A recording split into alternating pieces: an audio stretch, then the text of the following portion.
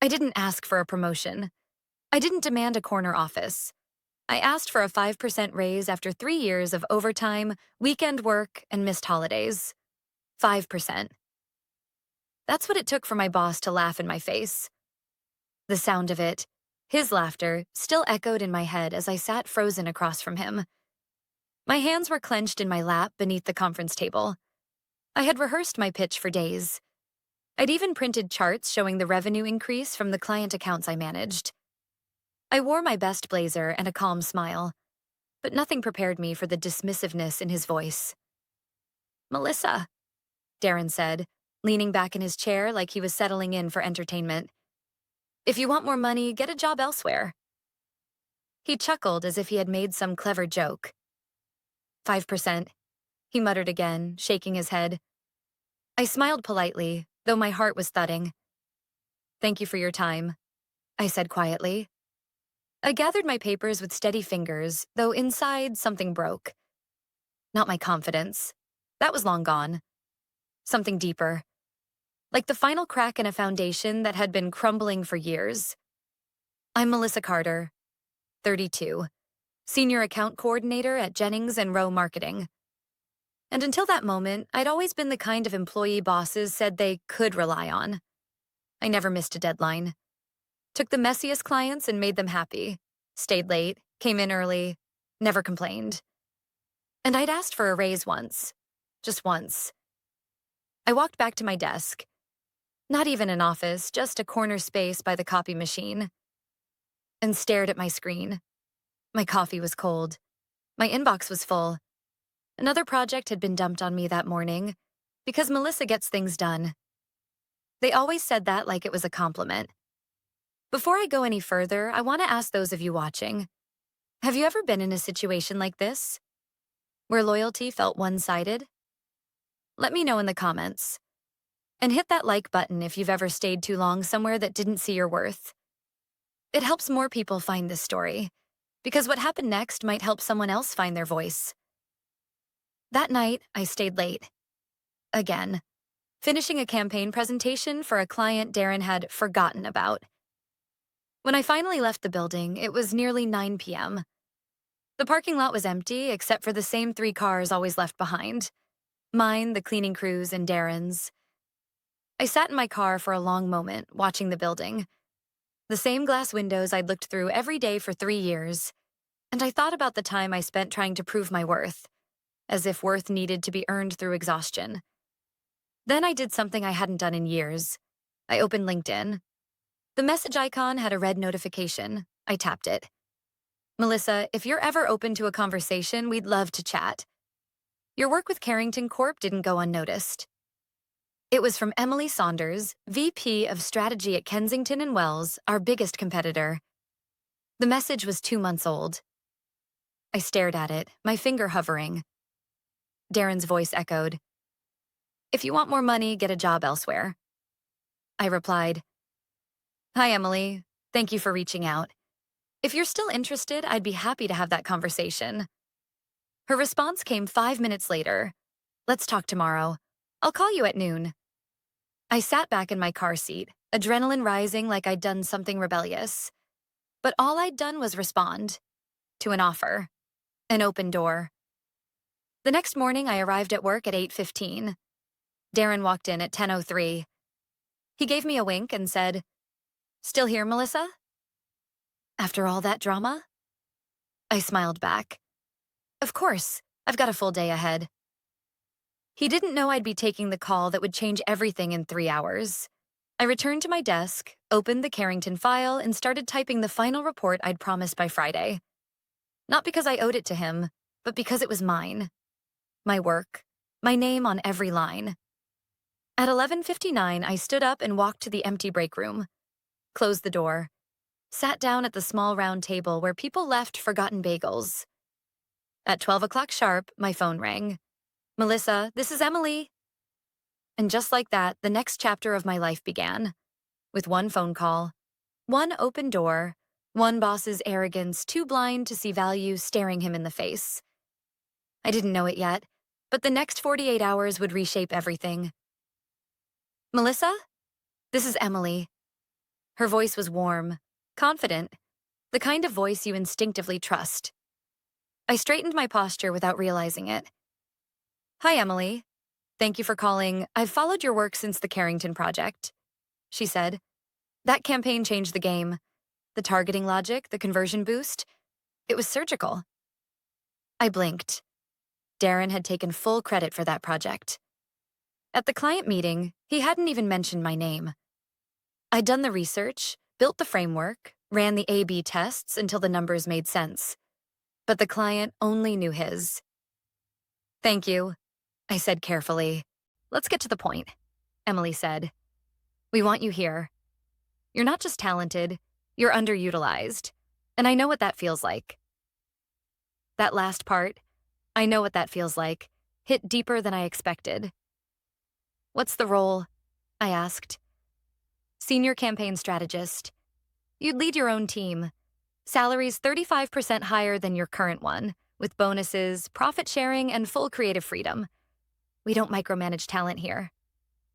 I had to take a breath. "That's generous."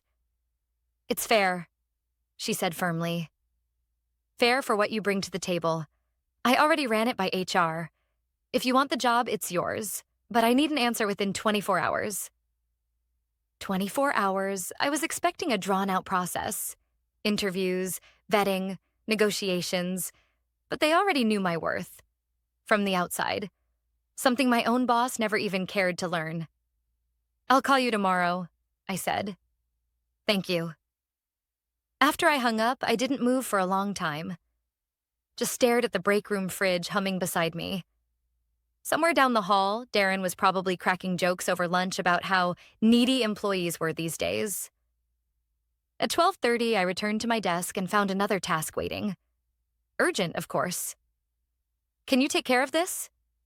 Darren's email read, "You're the only one I trust to clean up this mess." Funny. Trust me to clean the mess, but not to lead, not to earn more, not to matter. That night I called my mom. She used to work the late shift at a pharmacy while raising me. She understood sacrifice. "You're not seriously thinking about staying, are you?" she asked after I told her about the offer. "I've been at Jennings & Rowe for years. It feels wrong to just leave." "Melissa," she said softly, "wrong is giving your time, your soul to someone who sees you as a tool. You didn't leave. They pushed you." I didn't sleep that night. I kept thinking about how long I'd bent myself in half to make myself small enough to fit into a system that never made space for me. About how many nights I'd worked past midnight just to prove I was good enough.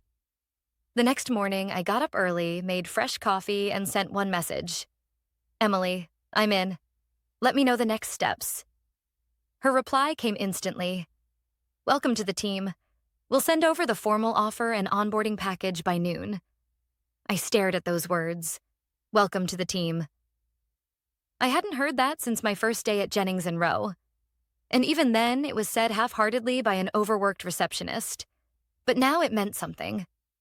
At 9 a.m., I walked into the office like any other day, said good morning to reception, sat at my desk, smiled at the people who never noticed when I stayed late or skipped lunch.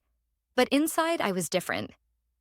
By 10:30, the offer letter was in my inbox. The numbers made my chest tighten. The benefits. The title. The opportunity. I printed the offer, folded it, slipped it into my bag. Then I did something petty. Maybe. Or maybe it was necessary. At 11 o'clock, I asked Darren if he had a moment. He grinned. "Back for round 2? More raise negotiations?" "Not exactly." I handed him the letter. He unfolded it slowly. His grin faded. His eyes scanned the header. Kensington and Wells. Offer of employment. The color drained from his face. "You're kidding," he said. "I'm not.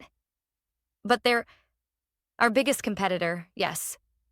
Silence. "You said if I wanted more money, I should find another job," I said, keeping my voice calm. So I did. His mouth opened, then closed. "This is a joke. You won't last there. It's a pressure cooker." "I've worked 60-hour weeks for you for 3 years straight," I said, my voice firmer now. I think I'll manage. He stood up, suddenly agitated. This is betrayal, after everything I've done for you. I looked him in the eye. Everything you've done to me, you mean? Then I smiled. The kind of smile that says I'm finally done explaining myself. Don't worry, Darren, I added. Tomorrow will be my last day, and I'll make sure the transition is unforgettable. I arrived an hour early on my final day, not to be dramatic, not to make a statement, but because I wanted to walk through the office once more. The quiet, untouched version before people arrived. Before the noise, the small talk, the pretense. I had spent over 1,000 days here. Some of them full of pride. Most of them heavy with exhaustion. But today felt weightless. By the time Darren arrived, at 9:57 a.m., latte in hand as usual, I had already cleaned out my desk, packed my mug, my desk calendar, my favorite pen set, the framed photo of my niece from her birthday, the one I missed because of a client emergency. Darren barely looked at me as he walked by. He didn't say good morning, but I saw the tightness in his shoulders. He was unraveling. At 10:30, I sent the company-wide handover email. Short, professional, no drama. Just links to my documentation, organized folders, client notes, and a polite sign-off. Today is my last day. It's been a journey. Wishing everyone the best moving forward. Melissa. By 10:45, the messages started rolling in. From Julie in finance. Wait, you're leaving? What happened? From Kevin in client success. They're going to be in chaos without you. From Emma in creative. Tell me where you're going so I can follow you there. I didn't reply. Not yet. At 11 o'clock, Darren called me into his office. Again. Melissa, he started, forced calm in his voice. I've been thinking. I said nothing, just looked at him. Maybe we were hasty yesterday. I shouldn't have laughed. That was unprofessional. It took everything in me not to smile. Look, he continued, I've spoken with HR. We can offer a 7% raise.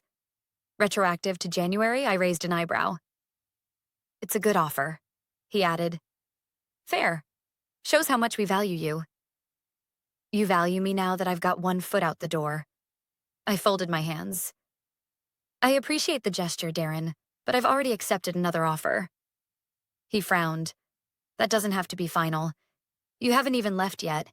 We can match whatever they're offering. I leaned forward just slightly. Can you match a team that respects me? A manager who credits me for my work? A culture that promotes based on impact, not favoritism? He didn't answer. I'm not just leaving for money, I said quietly. I'm leaving because I was invisible here, until I became a threat. Darren exhaled sharply. If you go, you're burning bridges, Melissa. No, I said, standing. You lit the match the day you laughed at me for asking to be valued. I left his office without another word. It was noon when I got the text from Emily. Just confirming. You're still good to start Monday? Absolutely, I typed back. Let me know what to prep over the weekend. My phone buzzed again almost immediately. Actually, you might want to check your email. Thought you'd like to see this. I refreshed my inbox. A forwarded chain from a client I had worked with for months. A big one, Sterling Biotech. A note at the top from Sterling's VP. We're disappointed to hear Melissa is leaving. She was the main reason we stayed with Jennings and Rowe. Please confirm who will be handling our account as we're reconsidering our position. I stared at the screen, pulse racing. Attached was a copy of the email Sterling had sent to Darren. I forwarded it to my personal email and hit save. At 3 o'clock, I was called into HR. They handed me the exit paperwork, the usual forms. Confidentiality, non-disparagement, final paycheck confirmation. Then came the curveball. We'd like you to sign this non-compete, the HR rep said, sliding the last page toward me. I laughed. For the first time all week, I actually laughed. This wasn't in my original contract. I said. We're asking employees to agree to it going forward. Just a formality. I pushed it back across the table. I won't be signing that. But I'm leaving, not dying, and I'm not signing away my right to work. They looked stunned, as if they had never expected a polite, quiet employee like me to say no. At 4:15, I walked to Darren's office one last time, dropped off the company phone. My badge. He didn't say a word. He didn't even look at me, but I could feel the panic radiating off him like heat. I walked out of Jennings and Rowe for the final time at 4:23 p.m. No farewell party. No send-off. Just the quiet knowledge that everything had changed. The next morning would be Darren's to handle alone. Client calls, transition failures, questions he couldn't answer. And I would be nowhere near the fallout. Instead, I'd be walking into Kensington and Wells, with my name on the door, my work recognized, and my worth no longer a question. And that, I thought, was the beginning of something bigger than a raise. Monday morning at 8:30 a.m., I stepped into the sleek, open-floor headquarters of Kensington and Wells, sunlight spilling in through tall glass windows, voices buzzing with energy, and my name already printed on the welcome packet sitting on my new desk. "Welcome to the team, Melissa," the front desk assistant had said, offering me a fresh cup of coffee. "You're going to love it here." And I already did. My new office wasn't huge. It wasn't on a high floor or full of expensive furniture, but it had a door, a window, a quiet space that was mine. For the first time in 3 years, I felt like I wasn't just occupying space. I belonged in it. Before I'd even logged into my new email, I saw it. The news. Subject line, Sterling Biotech terminates Jennings and Rowe contract. I clicked. An internal memo had been leaked. Sterling's leadership cited the departure of key personnel as a major reason. My name wasn't mentioned explicitly, but I didn't need it to be. Emily walked into my office just as I finished reading. She raised an eyebrow, holding her phone up. "I take it you've seen the news?" I nodded slowly. That was fast. "Turns out, when you're the glue, everything cracks once you leave." I smiled, but only halfway. "They'll blame me. They'll try," she said. "But the truth is, they let you go long before you walked out the door." I spent the morning meeting my new team. 3 brilliant strategists, 1 intern named Lexi, and a data scientist who reminded me of myself 5 years ago. Eager, careful, always waiting for approval. "You don't have to prove anything here," I told her when we sat down to review her first project draft. "If you've got ideas, bring them." She blinked, surprised. "Even if they're different from yours?" "Especially if they are." By 2 p.m., my inbox was flooded with news alerts, LinkedIn messages, and quiet whispers from former colleagues at Jennings and Rowe. From Emma, "Darren's freaking out. Sterling's gone. Now Bioplex is threatening to pull too." From Kevin, "He just called an emergency meeting. You should have seen his face." I stared at the screen for a long time. It wasn't revenge I felt. It was clarity. This was never about punishing Darren. It was about what happens when a company builds its reputation on people it refuses to see. I didn't have time to dwell, though, because at 3:15, I was called into a leadership meeting with Emily and the executive team. "Melissa," the COO said, "Sterling has asked that you personally oversee the transition. They want continuity, confidence, and you." I blinked. Of course, I'd be honored. And just like that, I became the face of a $4.2 million contract. By Tuesday, the dust hadn't even settled, and yet Jennings and Rowe was hemorrhaging clients.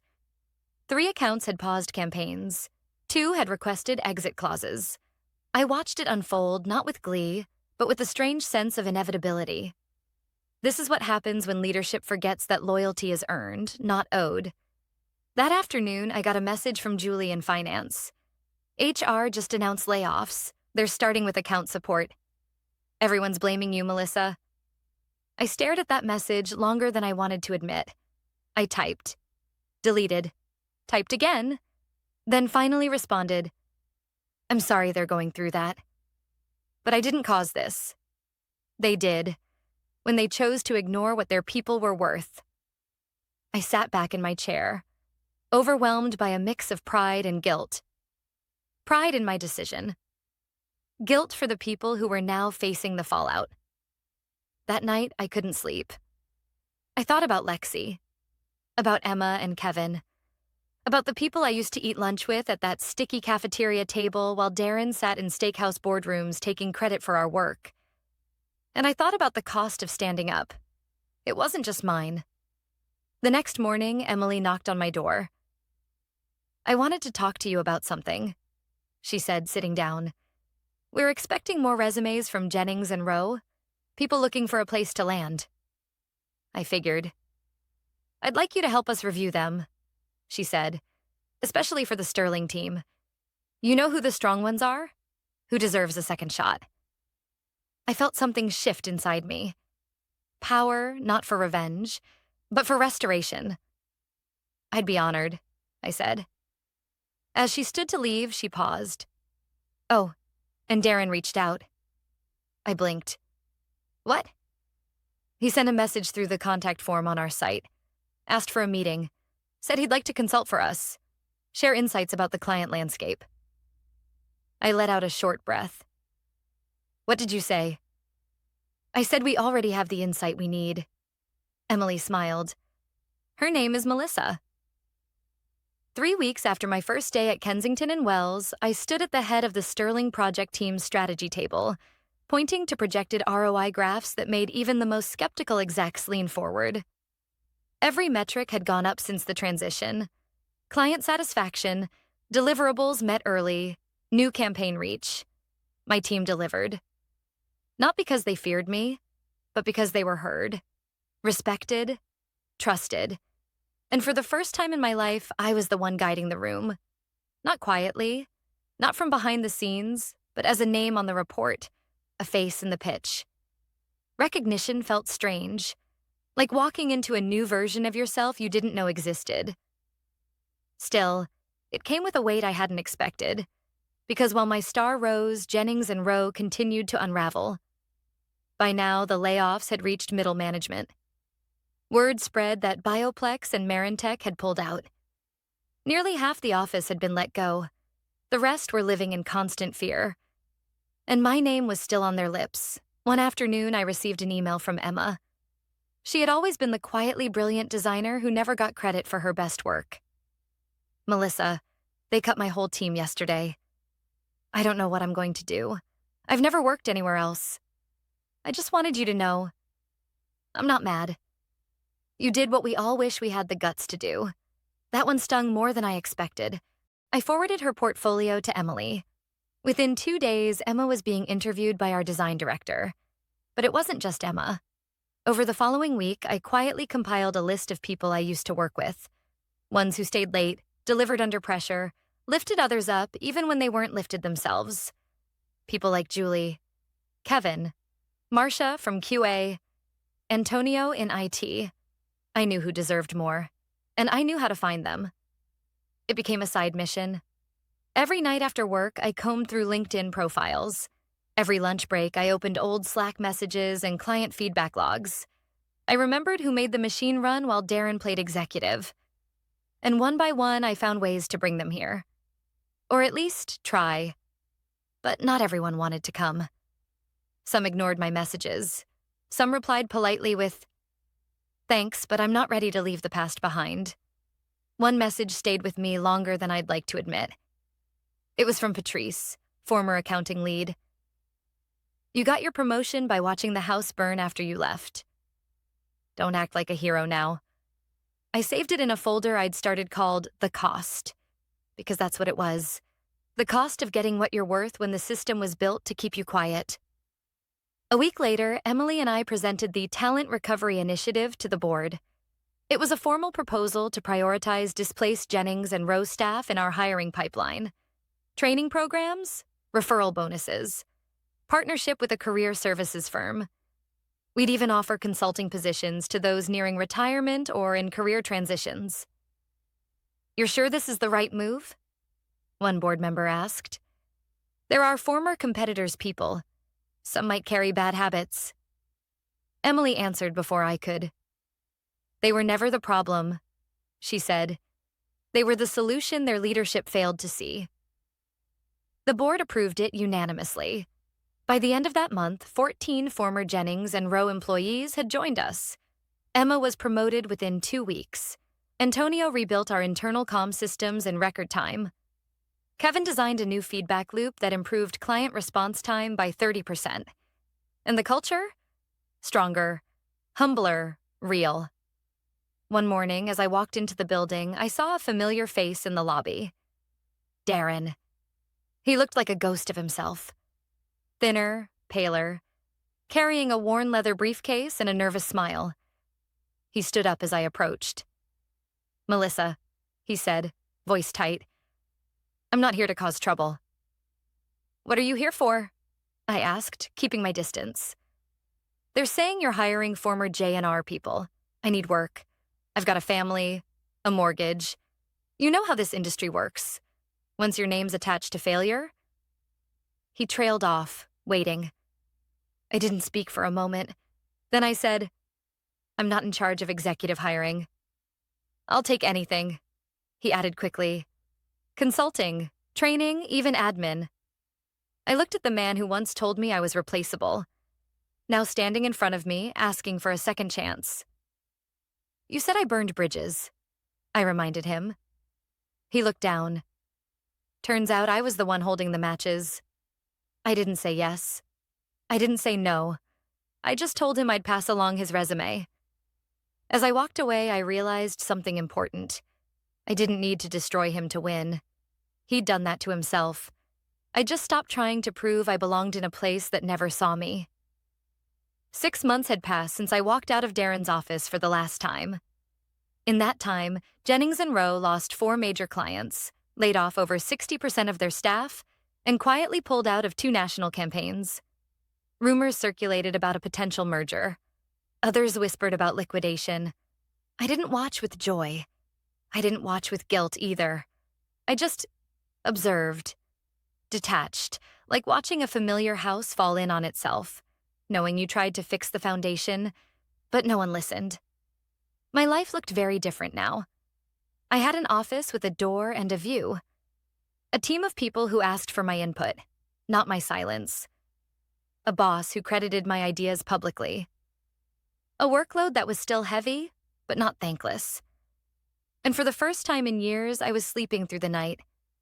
Not from lack of responsibility, but because I no longer carried the weight of being invisible. One morning, I arrived early, before the building filled with footsteps and small talk. I liked the quiet hours best. It reminded me of all those mornings at Jennings & Rowe when I was the first one in and no one noticed. Only now I noticed, and it made all the difference.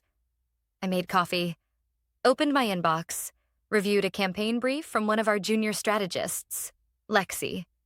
It was sharp, creative, and confident. Her voice was in the work. I made a note to tell her that. No edits, just a well done. Before I closed the file, I saw a line in her footer. Mentored by Melissa Carter. It made me pause. It was the kind of acknowledgement I used to wish for, long ago. At 11 a.m., Emma stopped by my office.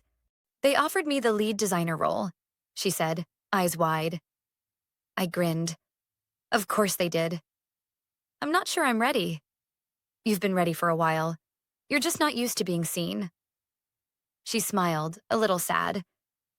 Sometimes I think about what would have happened if you hadn't left. I nodded. So do I. But you did, she added, and it made space for the rest of us to believe we could too. That afternoon, I reviewed another batch of resumes from former Jennings & Rowe employees. I didn't have to. I could have delegated it, but I wanted to, because I remembered their faces, their efforts, the way we all tried to hold up a system that was never built to hold us. Not everyone made it out. Some disappeared from LinkedIn entirely. Others pivoted to different industries. A few, like Patrice, still hadn't responded to outreach, but I kept a folder of their names. Not because I owed them, but because I understood the cost of staying. At 4 p.m., I got a message from HR. Subject, Darren Wells, application. I stared at it for a long time. He'd applied. For a consulting role. No note, no cover letter. Just a name I knew too well and a resume full of jargon and half-truths. I didn't open it. Just clicked mark as read and closed the tab. There was nothing left to say. The truth was, Darren had already taught me the most important lesson of my career. Not by mentoring me, but by underestimating me. And I wasn't angry anymore. I was just done. That night, as I packed up, I glanced at the framed copy of my original offer letter, the one from Jennings and Rowe. I'd kept it as a reminder of how little they thought I was worth. Next to it, I placed a small card Lexi had given me on my first day as her mentor. Thank you for making space for people like me. I hope I make you proud. She already had. As I turned off the lights in my office, I thought back to that moment, Darren's laughter echoing off the glass walls, his smirk, his dismissal, and how those two sentences, if you want more money, get a job elsewhere, had pushed me out of one life and into another, a better one. One I built with quiet resolve, hard choices, and an understanding that value is never determined by a title, a manager, or a company. It's something you define for yourself. The real raise wasn't in my paycheck. It was in the respect I finally received, the peace I earned, the future I created. And no one could ever take that away again.